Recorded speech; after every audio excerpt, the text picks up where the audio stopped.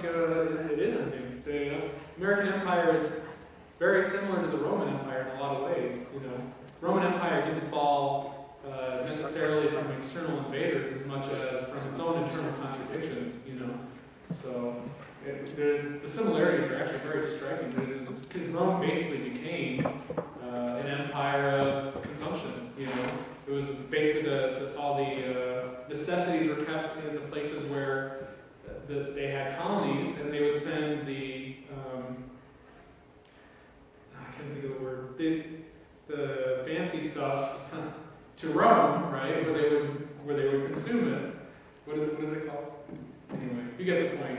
Very similar to what's going on now. We've become consumer economies. It's which is a very bizarre turn of events, I think, for capitalism. I don't think any person who's ever studied political economy would ever guess that things would have turned out the way they did, with all the manufacturing, most of it being done in the third world, the developing world, and the consumption just being done in the rich country. It's crazy. It doesn't make any sense, But it's the way that this system has had to contort itself in order to survive.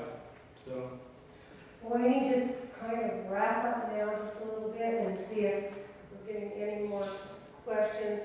If everybody's asked what they needed to ask, and we need to wind it up for today. We could go on for a long time and discuss this further and further. So we hope everyone has. Thank you all for coming. We really appreciate it. And just to let you know, the discussion continues. John Deere will be speaking on the road to peace, gospel nonviolence, and a word of violence in a world of violence at the St. Ambrose Catholic Church, located at 1975 South, 2300 East. Tonight, admission is free, and it's tonight at 7 p.m. at that. So that's another venue for people to join in the discussion. And thank you very much to our...